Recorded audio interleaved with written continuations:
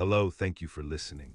My name is Wilhelm Richter, and I want to tell you a story from a time when I was just 30 years old. Before the war, my world was quiet. It was shaped by the steep slopes and deep shadows of the Bavarian Forest.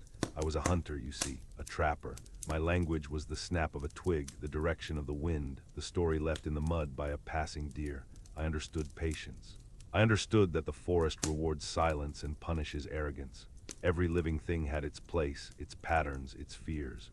To be a good hunter was not to be the strongest, but to be the most observant. To become part of the woods, a shadow that thinks. Then they put me in a Panzer, a Mark IV. They gave me a new forest, one made of steel and grease and the smell of hot shells. The silence I knew was replaced by the constant roar of the Maybach engine, the scream of the turret traverse, the rhythmic clank of the tracks. The patient waiting was replaced by lightning advances and brutal, sudden violence. They told me this steel beast was the ultimate predator, and for a while I believed them. It had a thick hide, a powerful voice, and it feared nothing. But the war, especially the war in the East, has a way of teaching you that everything has a predator. People ask what it was like being part of the Jespenster Division, the Ghost Division. In the early days, it was a name of pride, of speed and shock. But by the summer of 1944, it felt more like a prophecy. We were fading, becoming ghosts in a way we never intended. They say a panzer is a hunter's dream, a steel skin, a cannon for a claw. But what happens when the hunter becomes the hunted? What happens when the steel skin becomes your coffin? That summer in the heat and dust of Ukraine, I learned the answer. It began with the dust. July 1944, near Brody. The whole world was the color of wheat chaff, a fine, choking powder that got into everything. It was in our water, our bread, our lungs. It coated the inside of our panzer, mixing with the sweat and the oil until a thick grime covered every surface.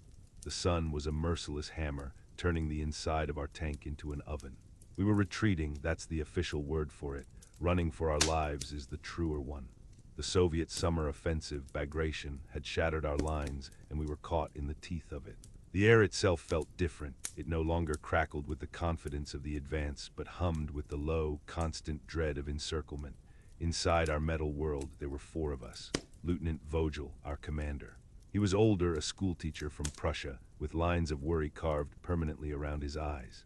Klaus, our driver, a farmer's boy who handled the 25-ton beast with a strange, gentle touch, as if he were still steering a plow.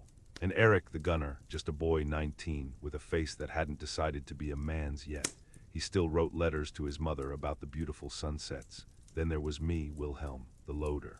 My job was to feed the beast its 75mm shells, but my real job, the one Lieutenant Vogel relied on, was to see. Through my small periscope, I was the one who read the terrain. Richter, he'd say, his voice a dry rasp over the intercom, "What do the trees tell you?" That day, the trees were telling me to run. We were skirting the edge of a dense, dark forest, a place that felt ancient and hostile. It looked a little like my home, but twisted, unfamiliar. The open fields were a shooting gallery for Russian artillery and their swarms of T-34s. The forest was our only hope of cover, a place to hide our lumbering steel animal. The radio was a torrent of panicked voices, fragmented reports of units being overrun, of lines that no longer existed. The cauldron was closing. We were no longer a division. We were just pockets of survivors trying not to be erased from the map. "Klaus, keep us in the tree line," Vogel ordered. His voice was strained. We all felt it. The elastic had snapped. For days, we had been bending, stretching, falling back. Now we were just breaking. I scanned the edge of the wood, my eyes tracing the shadows, looking for the unnatural shape of an anti-tank gun, the glint of binoculars. My hunter's instincts were screaming. This was wrong. We were a predator of the plains, a creature of open ground. Here, in the tight embrace of the trees, we were clumsy, half-blind. We were the deer straying into the wolf's den, and then the wolf struck. It wasn't a loud boom from a cannon. It was a sharp, violent crack, like a giant whip striking our flank. A sound that hit you in the bones before your ears even registered it.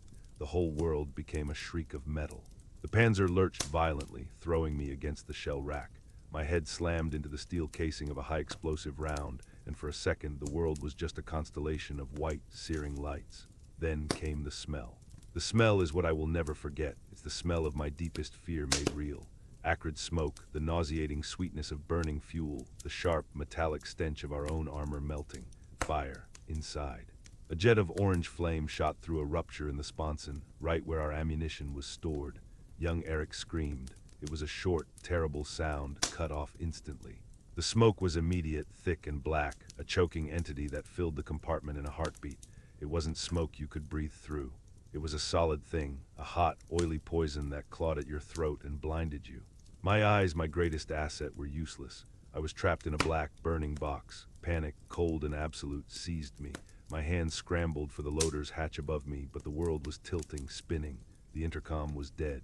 The engine was dead. All I could hear was the roar of the fire and the frantic, rhythmic pounding of my own heart against my ribs. My thoughts were stripped gears, grinding uselessly. This is it. This is the trap. This is the fear. You burn, you choke. You die in the dark, but something else, something older than the soldier, kicked in. The hunter, the animal that knows it must flee the fire. I found the latch. My hands were clumsy, my lungs screaming for air. It wouldn't budge, twisted, jammed shut. I threw my shoulder against it once, twice. It gave with a groan of protesting metal. Light, not sunlight, but the hazy gray light of the forest filtered through the smoke. I gulped at the air. It was hot and tasted of ash, but it was air. I pulled myself up, my uniform snagging on the torn metal, and tumbled out onto the engine deck.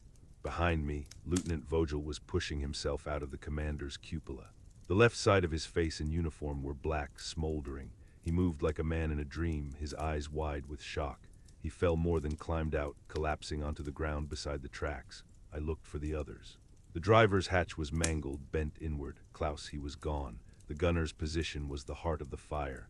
Erik was gone too. A 19-year-old boy turned to smoke and memory. The silence outside was deafening. The roar of the fire behind me was a funeral pyre, but beyond that, nothing. Just the gentle rustle of leaves in the breeze. The world had gone from absolute noise to absolute quiet in the space of a minute. My ears rang. I stood there swaying, looking at our Panzer, our home, our fortress. It was a dead thing now, a blackened steel carcass spewing a column of thick, black smoke into the sky. A beacon. A tombstone advertising our position to every Russian in 100 kilometers. Richter, Vogel's voice was a pained whisper. He was trying to get up, but his leg was twisted at an unnatural angle. His burns looked bad. I slid off the hull and went to him. His eyes met mine, and in them I saw the end of the line. The soldier was broken. The commander was gone. He was just a man in agony. "We have to move, Herr Lieutenant," I said. My own voice sounded strange, distant. The smoke, he nodded, grimacing as a wave of pain hit him. I looked around. The Panzer was dead. The crewman was dead, but I was alive, and he was alive. We were no longer a tank crew. We were two men, one wounded, stranded deep in enemy territory. I looked from Vogel's pale, sweat-slicked face to the dark, waiting forest. In that moment, the war changed for me. It was no longer about divisions and front lines, about grand strategy or ideologies. It was about one thing only, survival. The Panzer was a steel skin I had worn for years. Now it was shed. I was a hunter again in a forest I did not know, with the most dangerous predators on Earth closing in, and I had my pack to protect. I tore a strip from my tunic and fashioned a crude sling for Vogel's arm. I propped him up, his weight heavy against my shoulder. "West," he rasped. "We have to go west." I looked up, not at the sun, but at the moss on the trees, the direction the branches leaned, the language of the forest. It was a different dialect here in Ukraine, but I could still understand it. "Yes, Herr Lieutenant," I said, "west." And with the pillar of smoke from our burning tank rising behind us, I led him into the shadows of the trees. We moved like ghosts. I was no longer Wilhelm Richter, the loader. I was the hunter from Zwiesel. My world shrank to the next 10 meters of ground in front of us. Every sense was on fire. My hearing, dulled by years of engine noise, now picked up the fall of a pinecone, the distant chatter of a magpie, an alarm call. My eyes, no longer confined to a narrow vision slit, scanned everything. The forest floor for tracks, the canopy for movement, the horizon for silhouettes. Lieutenant Vogel leaned on me, his breathing shallow and ragged. He was a liability, a wounded animal that made noise. But he was my commander. He was my responsibility. He was what was left of my crew. I taught him to walk as I did. Heel to toe, rolling the foot to make no sound. We rested when he had to, in thickets of undergrowth where the shadows were deepest. I found them water, a trickle seeping from a mossy bank that tasted of earth and iron, and it was the best thing I had ever drunk. At night, we didn't dare risk a fire. We huddled together for warmth as the forest came alive with sounds, and the cold Ukrainian night sank into our bones. The fear was a constant companion, a cold knot in my stomach. But it was a hunter's fear, a sharp, focused thing that kept me alert, not the blind panic of the burning tank. One evening at dusk, we lay hidden in a ditch overgrown with ferns, and we heard them. Voices, Russian.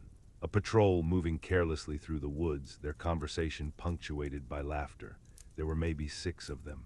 They passed so close I could smell the cheap tobacco on their breath. I held my own, forcing the air out of my lungs in slow, silent streams. Beside me, Vogel had gone rigid, his hand gripping my arm. One cough, one slip, one groan of pain, and it would be over.